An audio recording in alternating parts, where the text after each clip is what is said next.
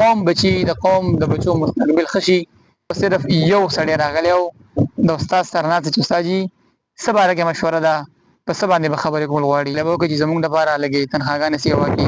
په هغه سکول کې تقریبا 300 پورې ماشومان دي. بسم الله الرحمن الرحیم. شروع په نامه د رب ذوالجلال چې واحد او یکتا دی.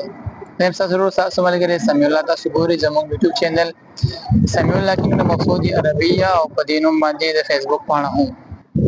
خیبر پښتونخوا په ډیسټریکټ پېښور کې یو پرایمري سکول باندې یو اناونسمنت شو، یو اعلان شو د پیرنټس یو میټینګز ارینج کیږي، ټیچرز ورسره میټینګ کوي او په هغه کې به په یو اهم موضوع باندې خبره اترې کیږي.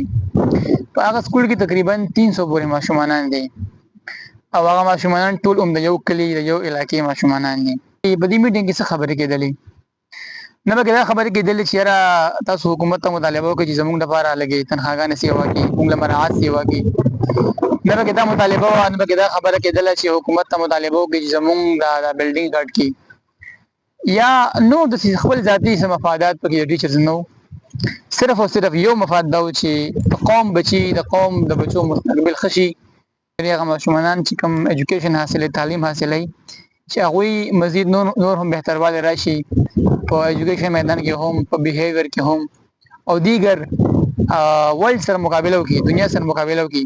او دا هغه ماشومان چې دوی بیس کمزوری پاتې شو نو بیا به دا ماشومان سبا میټریک ته ځي، بیا به چې کوم دی د ګریډ سی او د ډي ډیګري به ورسره بیا په لاس کې وي، بیا به فیسي کوي، بیا به شپاړسم کوي، بیا به تشه ډیګرانې ګرځوي او سبا وایي یاره زما موجوده نوکري نه میلاویږي. لالا راځو ستا خبرې ته چې که چېرې تا د خپل ماشوم تپوس په پرایمري سکول کې کړی وي که نه نو ستا ماشوم نن قابل وي او نن به هغه د ورلډ سره مقابله کوله. ولې زموږ ستا ماشومان وروسته دي؟ ولې پاتې کېږي هر ځای کې؟ وجه دا ده چې ما ستا د خپل ماشوم تپوس نه دی کړی.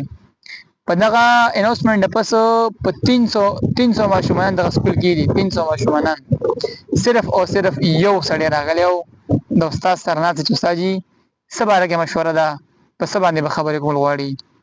په 300 پیرنټس کې یعنې زه به دا ومنم چې دې کې څه والدین هغه وتلي کارونو له مزدورینو له زه به دا ومنم چې څه به وفات شوي نه به یتیمانان وي ماشومانان. نورو چا کې بیخي دومره هغه سوچ او فکر نه و د خپل ماشومانو باره کې چې اورېدلی وي. دا ډېره د کمزورۍ خبره ده. چې کوم دغه میټینګ راغوښتي او دغه ټیچر هم دغه کلي دي، یعنې د میټینګ د ورځې نه پس هم چا کې چا دا همت ونه کړ، چا دا تکلیف ونه کړ پیرنټس چې هغوی ملو شوي و ستا سره چې استاد جي تا زما زوی ته ویلو چې یاره ستا پلار ته ووایي چې سکول ته راشي یا تاسو د په واټساپ باندې هم میسج کړی موږ د ګروپ کې. نو خیر خو تاسو موږ سره څه خبره کوله چا دا تکلیف هم نه دی کړی. دا یقین د لیکل در کومه دلیل سره د خبره کومه چې د هغه استاد به د هغه په بچي باندې خامخا خیال ساتي او چې د ماشوم دی دغه بنیادي تعلیم صحیح حاصل کو او دا کې کامیاب شو. مخکې چې کوم کلاسز دي لسم دی دغه 12 دی بیا مخکې کوم سبقونه دي هغه به د لپاره بیا آسان وي.